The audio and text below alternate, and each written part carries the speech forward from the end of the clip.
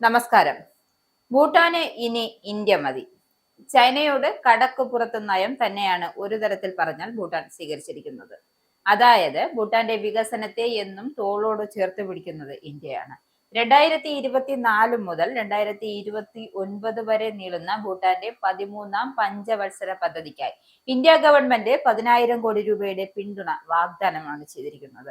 12ാം പഞ്ചവത്സര പദ്ധതിയിലെ കണക്കുകളേക്കാൾ 100% വർധനവാണ് ഈ തുക എന്നാണ് കണക്കുകളിൽ നിന്ന് വ്യക്തമാകുന്നത്. ഭൂട്ടാനുമായുള്ള വ്യാപാര സാമ്പത്തിക ബന്ധം ശക്തിപ്പെടുത്തുന്നതിന്റെ ഭാഗമായി 4,000 കോടിയിലധികം രൂപ ചെലവിൽ റെയിൽ പാതകൾ നിർമ്മിക്കാനുള്ള പദ്ധതി പ്രഖ്യാപിച്ചിരിക്കുകയാണ് ഇന്ത്യ. ഭൂട്ടാനുമേൽ സ്വാധീനം വർദ്ധിപ്പിക്കാൻ ചൈന ശ്രമിക്കുന്നതിനിടെയാണ് ഇന്ത്യയുടെ സുപ്രധാന പ്രഖ്യാപനം വന്നത്. കഴിഞ്ഞ വർഷം പ്രധാനമന്ത്രി നരേന്ദ്രമോദിയുടെ ഭൂട്ടാൻ സന്ദർശന വേളയിലായിരുന്നു റെയിൽ ബന്ധം സ്ഥാപിക്കുന്നതിനുള്ള കരാർ ഒപ്പുവെച്ചത്.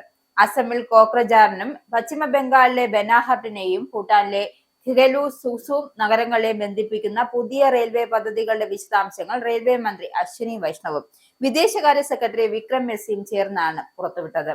രണ്ട് പദ്ധതികളിലൂടെയും 89 കിലോമീറ്റർ റെയിൽവേ ലൈനുകൾ സ്ഥാപിക്കുമെന്നും അടുത്ത 4 വർഷത്തിനുള്ളിൽ പണി പൂർത്തിയാക്കുമെന്നാണ് പ്രതീക്ഷിക്കുന്നത്.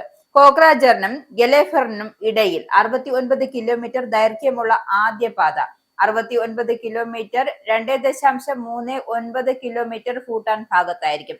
ഇരു നഗരങ്ങളിലേക്കും ഇടയിൽ 6 സ്റ്റേഷനുകൾ ഉണ്ടാകും.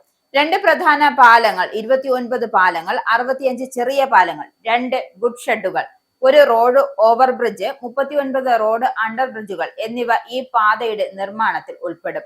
3,456 കോടി രൂപ ചെലവിൽ 4 വർഷത്തിനുള്ളിൽ ഇത് പൂർത്തിയാകും. ബനാർഹഡിൽ നിന്നും സാംസണിലുള്ള 20 കിലോമീറ്റർ നീളമുള്ള രണ്ടാമത്തെ പാതയ്ക്കിടയിൽ 2 സ്റ്റേഷനുകൾ ഉണ്ടാകും. 577 കോടി രൂപ ചെലവിൽ 3 വർഷത്തിനുള്ളിൽ നിർമ്മാണം പൂർത്തിയാകും.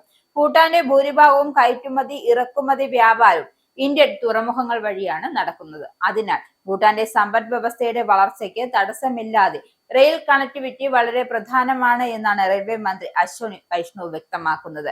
ഭൂട്ടാന് ഏറ്റവും കൂടുതൽ വികസന സഹായം നൽകുന്നതും ഇന്ത്യയാണ്. അതുകൊണ്ട് തന്നെയാണ് ഭൂട്ടാൻ എന്തുകൊണ്ടും ചൈനയേക്കാൾ പ്രിയം ഇന്ത്യയോടാണ്.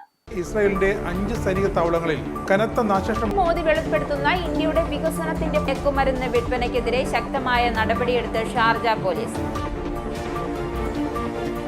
അമേരിക്കയിലെ സാധാരണ മനുഷ്യരോട് കൂടിയാണ് കോൺഗ്രസിനുള്ളിൽ പങ്കുവയ്ക്കാൻ ഓപ്പറേഷൻ സിന്ദൂറിൽ ഉപയോഗിച്ച